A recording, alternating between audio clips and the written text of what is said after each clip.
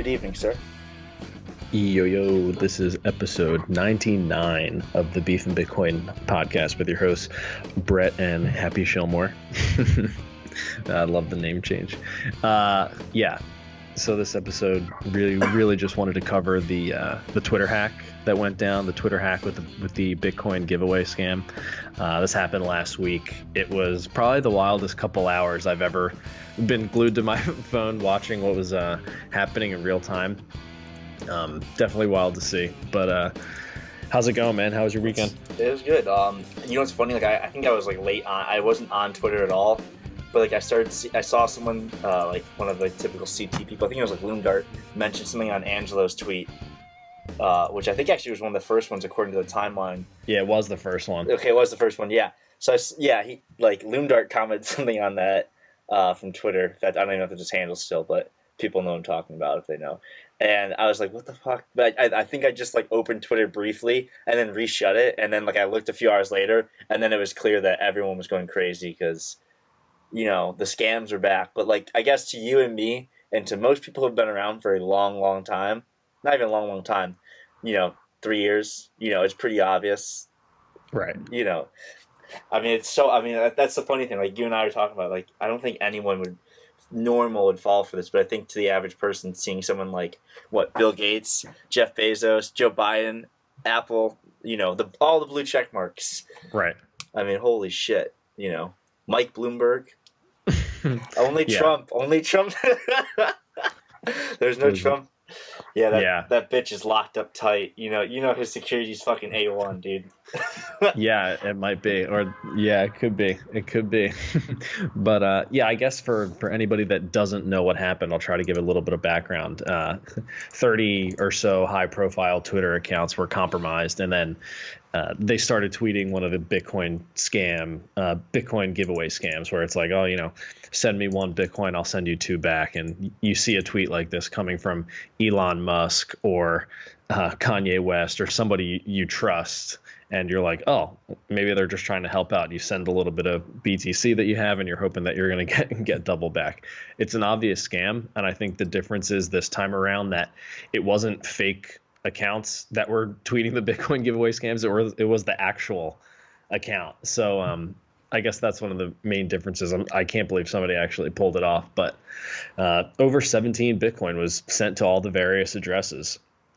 And it looks like the person's now trying to use mixers and move some coins around. So it doesn't look too promising for this guy. But, you had mentioned Angelo BTC, and I'm surprised that he was the very first person to have their account compromised. That seems really unique. Like, of all people, you went with him, thinking you might be able to get people to sign up for your trading service or trading room is pretty much what the tweet was. I was a little shocked that would be the first one you go to. So it seems like the hacker had intimate knowledge of like the Bitcoin Twitter space or crypto Twitter space to like target him first. But yeah, I mean, they got all the big accounts. They did even Binance, Coinbase, Bitfinex, Charlie Lee, CZ. I mean, you can see how that's just absolutely wild if those actual profiles are tweeting the Bitcoin giveaway scams. Well, think about it if you don't know, if you have no clue. If right, of course. Especially think about the people outside of like crypto Twitter, which is everyone, because it's such a small, there's probably 1,000 people that are pretty active in that space, between Bitcoin and crypto Twitter, all that whole, thing. Right, it's probably 1,000. It's really not, it's really not that many anymore. And okay, sure, there's probably a few more, but really active. And so outside of that space, which is a few million people, if not more, active on Twitter, are seeing these posts. And you got to imagine, again, the whole Bitcoin scam thing. Think about this, though. The hardest part about this is the average person's never done a Bitcoin transaction like this. So having to do it in that sense is nearly impossible for them. You know what I mean? Like, copy and paste the address. Right. I wonder how many of the people who got scammed didn't have Bitcoin before the scam. Like they actually went to buy it and do it. But think about the process to go do that. If you don't have access, like unless you had already Coinbase, Square, but how can you send money off Square in that sense with Bitcoin? You can send Bitcoin from Cash App, but that's a good point. I guess I didn't think of that. Usually it would take at least 24 hours to like buy Bitcoin, get verified, and actually be able to withdraw. I'm not sure if Cash App can do it that fast, maybe, but actually, from what I remember seeing when this was going on, certain exchanges like Coinbase actually were blacklisting the like deposit address that the tweets had on there. So like if you were on Coinbase, saw Elon Musk tweet the Bitcoin giveaway scam, and you wanted to send him Bitcoin from Coinbase, they would actually like block that transaction from even happening. So that should it's I'm glad that they did that, but it's also a good check to remember that your third parties are trusted third parties are security holes. So like it's not your Bitcoin if it's on Coinbase, and they can prevent you from sending it to a particular address. So keep in mind that like it's cool that they did that to prevent people from getting scammed, but make sure you understand that trade-off. Yeah. I was going to add on, and this wasn't my original idea. I saw someone tweet this, but I kind of ran with it, and we talked about this before. Whoever the hacker was, they could have made so much more money, and the person basically said they should have just been, they should have been hacking CEO, CFO, etc. accounts of, stocks or whatever, various public companies, and you could have had the easiest pump or dump manipulation in the world, You could have tweeted something from Tim Cook, absolutely crazy, and bought, OTM, out of the money Apple calls or puts, depending on how you are trying to play it, saying something very bullish or very bearish, and just things like that. And played, I mean, there are so many implications. Or again, in smaller stocks where you could cause more movement, or smaller market caps per se. Um, and so I thought that was pretty interesting and a valid point, because I don't think they made that much money. I think they kept the, like Larry Cermak has a thing here, Yeah, it was only like $160,000. That's like, that's really not that much. That's not, I mean, honestly, you've been better off like going and robbing a local bank. Like, I hate to say that. Like, Yeah, like a Brinks truck. yeah, you literally would have been better off robbing a bank chunk, because at least you would know everything would have been tracked. Like. Yeah, I guess the reason, well, it's actually when you think about that, if you're like, all right, I want to do something to make a quick 150 grand, Yeah. it's easier, cheaper, and quicker to try to do like a Bitcoin giveaway scam. I guess the tricky part was actually getting the credentials to like perform the hack. But I actually have that in my notes to go over. But thinking about this, there's so many different things the guy could have done, like you said, like taken options plays or something like that to maybe be a little bit more discreet. But when you think about that, do you think this is ultimately a good thing or a bad thing for Bitcoin? Because there's a lot of debate going on. Obviously, like right as this happening, everybody's jumping in. This is good for Bitcoin. This is bad for Bitcoin. On one hand, tens of millions of people who follow the big accounts may have just heard about Bitcoin for the first time, like, oh, what's that? And then on the other hand, it's like, in hindsight, it's clearly a scam, which, does having Bitcoin associated with a scam end up being more of a negative thing? But, on one hand, with tens of millions of people hearing about Bitcoin potentially for the first time, I don't know, maybe a very, very small fraction of them will ask the question, why did the hackers ask for Bitcoin? And why can't you just get that Bitcoin back? Like maybe a few of them will make the connection and end up falling down the rabbit hole. Maybe that's wishful thinking, but I don't know. What do you think about it? Good thing, bad thing for Bitcoin? I was gonna say, I think throughout this whole event, it really hasn't been that big of a deal. I think almost more neutral. I mean, yeah, did it give it some? If you want to ask, like, okay, is it? I think it's better than nothing, because it gave, again, people like, holy shit, Bitcoin pops up in the news again, and Mm-hmm. it's still alive, type of thing to the average person. Oh my Right. gosh, look at, Kanye West tweeted about Bitcoin scam, and oh, it's still alive. The people who haven't heard about Bitcoin in a few years. I don't think it's really that negative. I mean, it's pretty obvious what happened, and maybe that's just me. And again, I don't think it's that big, because, like, again, 160 grand. It's not that much money. It's not like a, I can't even think of the exchange. Mount Gox. It's not like a Mount Gox, or like Right. a major exchange just got hacked or something, and tens if not hundreds of millions are gone, and that's the way I look Now, at it. That's a good point, and I think one of the differences this time Big around news is, event. yeah, it was a big news event in terms No of price action, like, dude. The price didn't yeah, move. Nothing the price happened. didn't move, So right? I mean, like, like Yeah, no, it's true. It's true. Bitcoin was relatively unaffected. I mean, what, that's kind of it. Um, I did notice nothing. that a few people came back quickly, kind of to Bitcoin's defense. Even one of them was like I think a politician saying something like, "This isn't Bitcoin's fault," and Yeah. somebody No, made a it's good analogy, and I couldn't find it, but it was like saying calling this a Bitcoin scam is like calling a Nigerian prince email scam a USD scam. You know no, what I that's the mean? It's same. No, just, that's the same exact thing. It'd be like someone yeah, bitching about PayPal, you know, like an eBay scam or something like that. exactly. And even the fact that the term and the delivery of trying to explain what happened is that it's not super accurate, and I can see how it's taken negatively, but people can't really think that through. It's like, oh, Bitcoin scam, Bitcoin bad.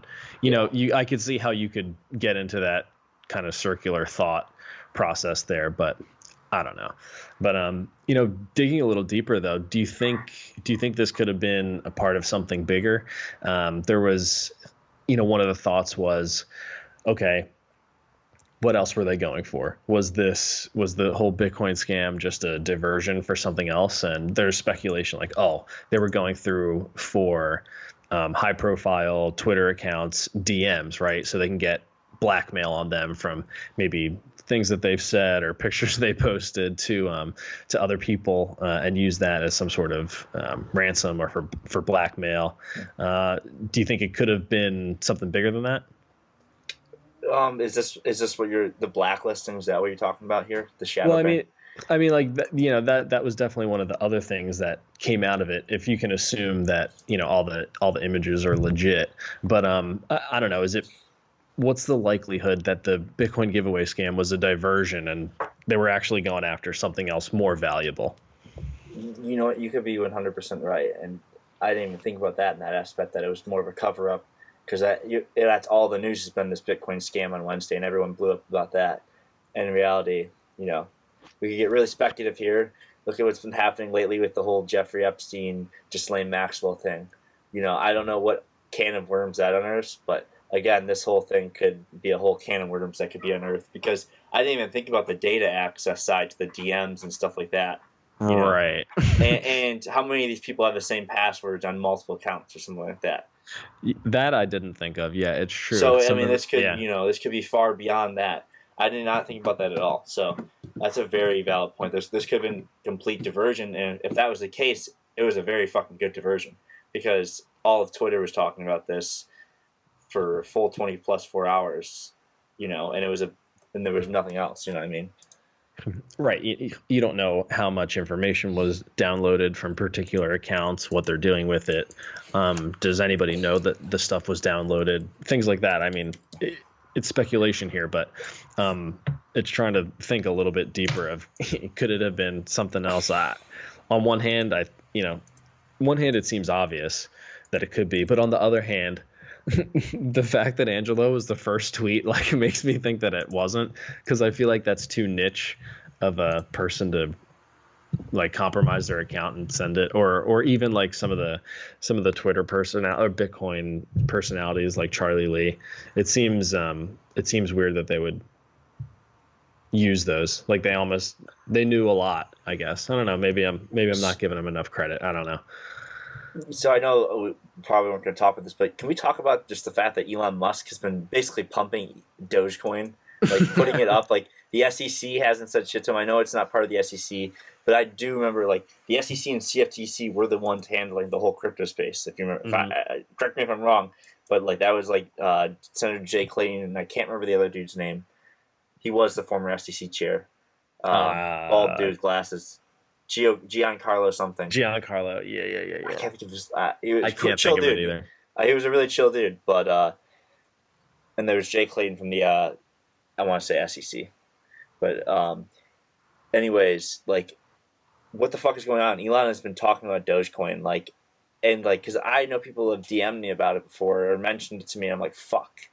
And these people have no fucking clue what they're. they're just buying Dogecoin because it's been getting mentions. You know, Wow, I didn't realize that you were getting DMs for that. I only got like a few, not many, just a few. Yeah, But I mean, it started with uh, Elon tweeting about it, and that's when it started. People because people fucking you know idolize Elon to another dimension. well, what I kind of saw too, and I don't even know if I had this as a topic to cover, but I guess we can talk about it now. Was that the whole Dogecoin stuff was going around on TikTok too, and like Oh yeah, it was the Doge millions of TikTok. What the people fuck? on TikTok are making Doge videos. It's being pumped, and then I feel like it was more Elon was Okay, memeing them, I had no clue. Yeah, And then yeah, someone told me about Chainlink today.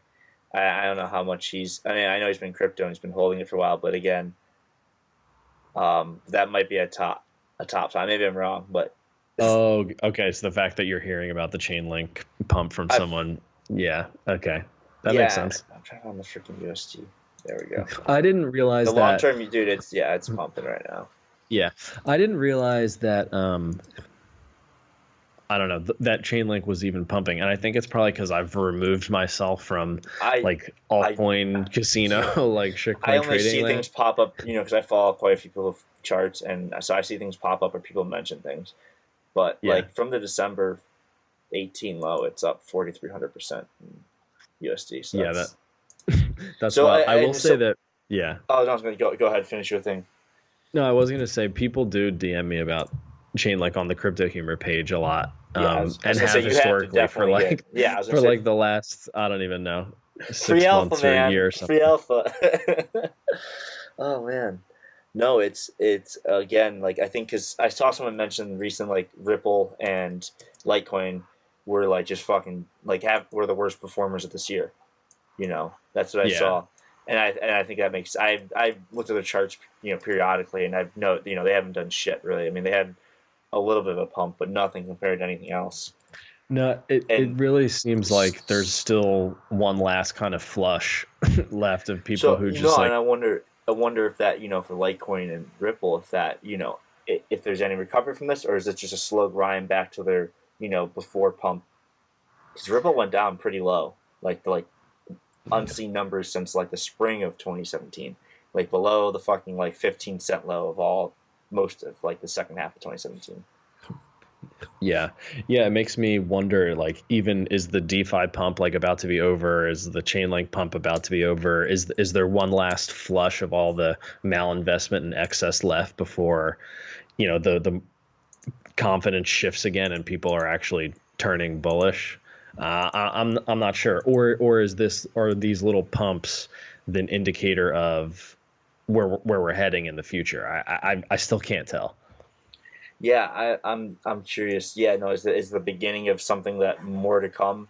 Right, or is And this the again, end like of every like time I feel like people will shit on Ripple or something, and I have no horse in that race. I don't own any, but like I think of the times like in September of 2018 when Ripple pumped from like 20 cents to like a buck in a day or something. It was like 75 cents. It was something stupid. Do you remember that? It was like yeah, one vaguely, day yeah. it went up like fucking yeah. It was there September of.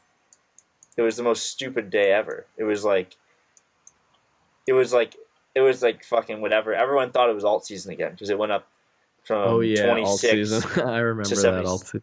Yeah, it went up 184% and peak to trough in like 3 days. People were like, "What's going on?"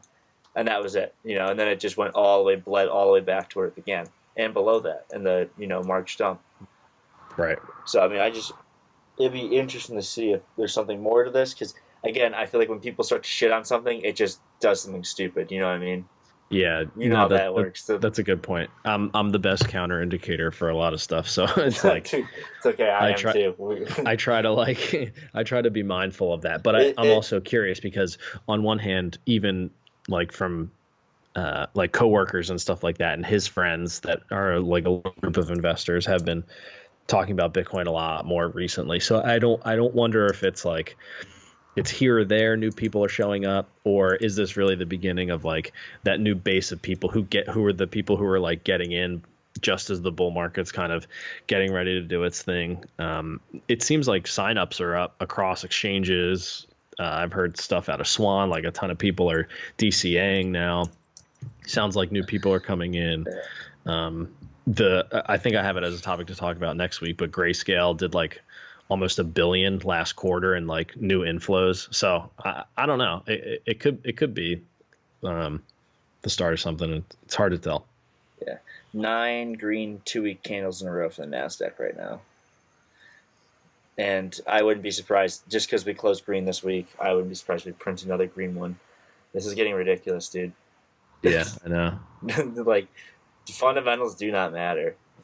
And I'm wondering if the S&P and the Dow Jones will print a new high. I know this is not our topic today, but it's everything, because if stocks shit the bed and like bonds decide to shit the bed like they did in fucking whatever the start of the year, everything fucking goes to shit. Everything, crypto, precious metals, commodities, like dude, the whole fucking world. Like dude, we got a brief picture of like shit hitting the fan and stuff kind of normalizing. Maybe not normalizing as like we have to wear masks outside and increase surveillance state, but like stocks, volatility's kind of simmered down and we're just going up. We're printing new highs mainly. Yeah. No, it's. I think this is probably a good way to like kind of wrap this one up and the backdrop into like going into next week.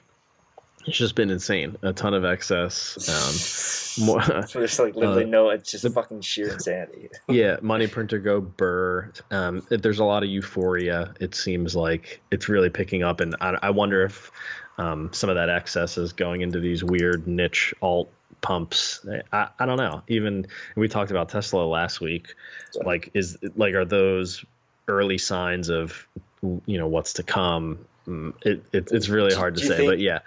I was gonna say, do you think people could handle like us printing like 4 red candles to 0 to end the year? Like, dude, okay, we saw oil go to 0, dude. There's nothing is impossible. I know that was because of the futures rollover contract, but still, like, people, like, could you just imagine just 4 fucking red monthly sticks to fucking 0 after this monthly closes? I can't. Just, dude, Tesla, like, it's a cult. It's a cult. And that's the problem. Price drives adoption, and price makes people think they're right. And we know how that ends.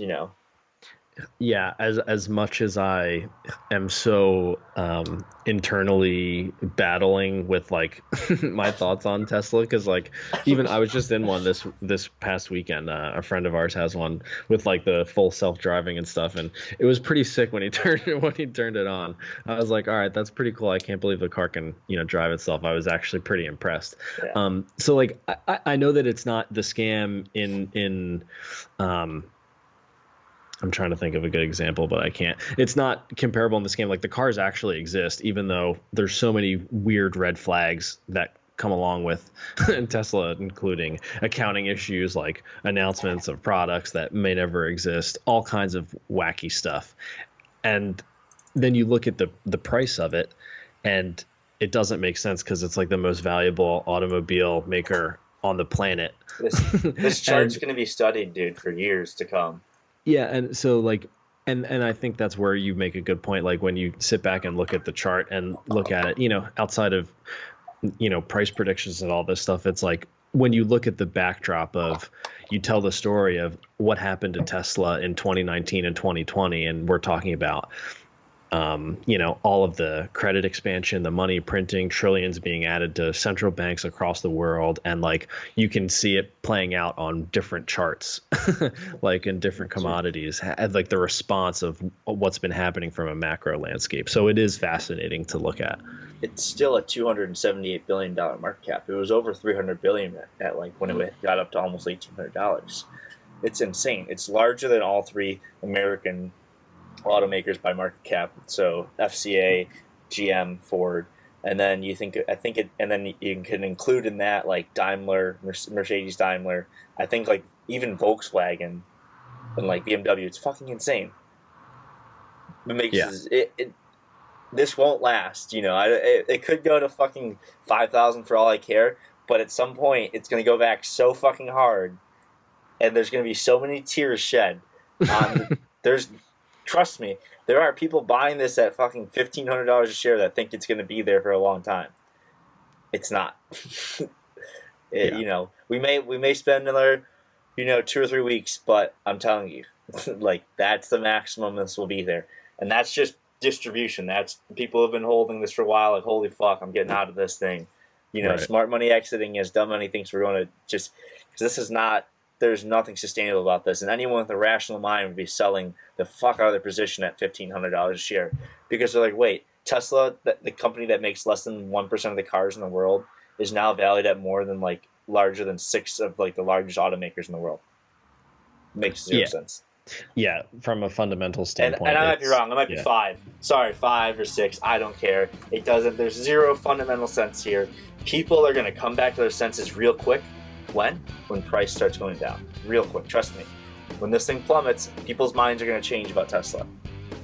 Yeah, it's gonna be really interesting to watch. I actually heard one of my buddies. He said his friend sold their Tesla stock and like bought a Model Y like recently. Just like that's what they did. They cashed out their Tesla stock to buy a Tesla. I was like, man, that might have been end up being a smart move in hindsight. You never know. Yeah. But that was good. This is a good one, dude. I think that's probably a good way to wrap this one up. Good way to start the week. Technically, it's Sunday, and let's start the week. Yeah, I'm pumped for next week. It's going to be a wild ride. I'm probably not ready for it, but it is what it is, and we'll talk about it. We'll talk about it next week. Never can be. Who knows? It's 2020, and we're just over halfway through. Literally anything can happen. Anything is on the table. You haven't figured that out yet. Anything is on the table for 2020. No. You're right. Anything's on the table. Make sure to like and subscribe on YouTube.